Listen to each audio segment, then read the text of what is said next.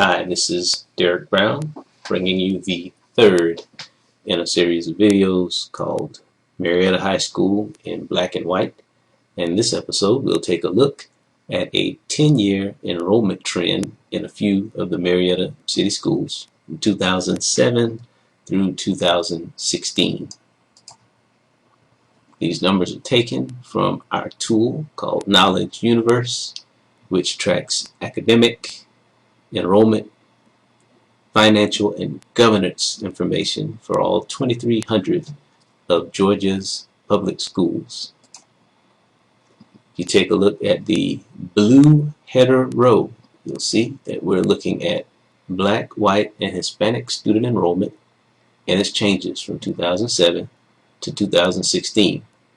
If you look at Marietta High School, you'll see that from 2007 to 2016, there's been a relatively stable number of black students, while there have been a precipitous decline in the number of white students, and there has been an almost doubling, 100% increase in Hispanic students.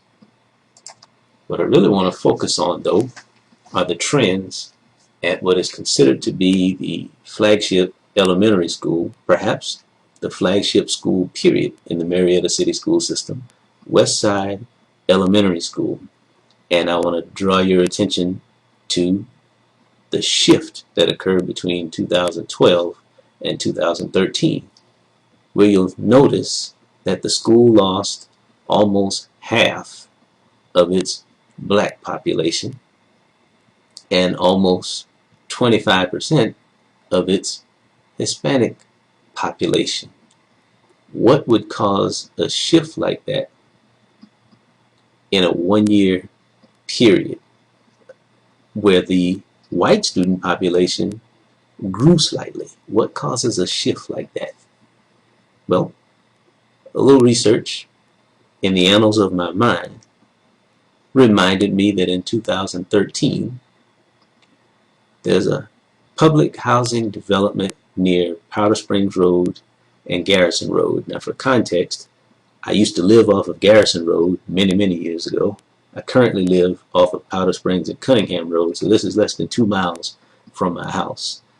I remembered the facility being closed. Now, what I didn't know was that the students who lived in this development were all zoned to go to Westside Elementary. And I later found out that there were almost 1,100 minority students that were displaced back in 2013.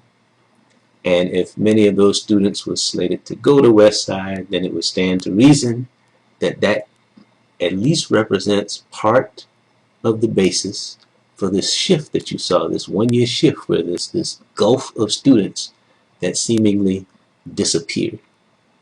Now, a little more research revealed that the Marietta City School Board chair at that time was also a member of the Marietta Redevelopment Corporation Board. I had some familiarity with our Redevelopment Corporation, our city government-run redevelopment corporation, through communication with other board members and its executive director several years ago. So I'm familiar with their work. School board chair is on that board and is championing a redevelopment project that's going to displace a lot of students and open up a lot of spots at what is considered to be the flagship elementary school in the Marietta City School System. A little more digging revealed that the school board chair touted raising test scores and graduation rates as a plus, a bonus, a rationale for this displacement. All of that smells very bad, but it is another way that schools cook the books, if you will, through a process that I like to call creative enrollment adjustments. You remove who you believe to be students that don't have great chances of graduating, students who don't perform well. You raise your level of performance, you raise your public relations profile by doing something that's borderline dastardly. That that that doesn't smell right. That does not smell right. So at any rate, is that how we do our business? All right, pull it together, Derek. Pull it together. What I've shown here, what I hope I've shown here, is that there's a convenient and legal, non-discriminatory way discrimination is affected. Let me tell you one more thing that I learned when I did some digging. See how these numbers prompted this narrative that I'm providing to you now? It confirms it and prompts it at the same time. But what I also learned was the slots that were open at Westside Elementary School were to be filled by a school choice program, which sounds wonderful on its face. If you want your child to go to a better school than the one they're in now, you can elect and choose to send them to this Westside Elementary School as long as you can provide transportation. Wait a minute.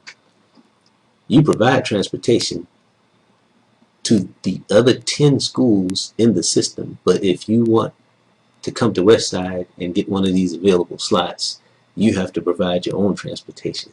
Y'all, that's a classic way to take a non-discriminatory policy, school choice available to all as long as you got transportation, and effect discrimination with it.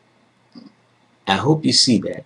I hope you see that. And I hope you see that it bubbled up from a review of hard numbers. See, numbers are impartial, impersonal, dispassionate.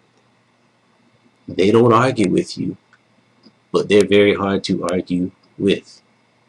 Perhaps because they don't argue with you. Anyway, this is Derek Brown saying, do better, Marietta. Do better.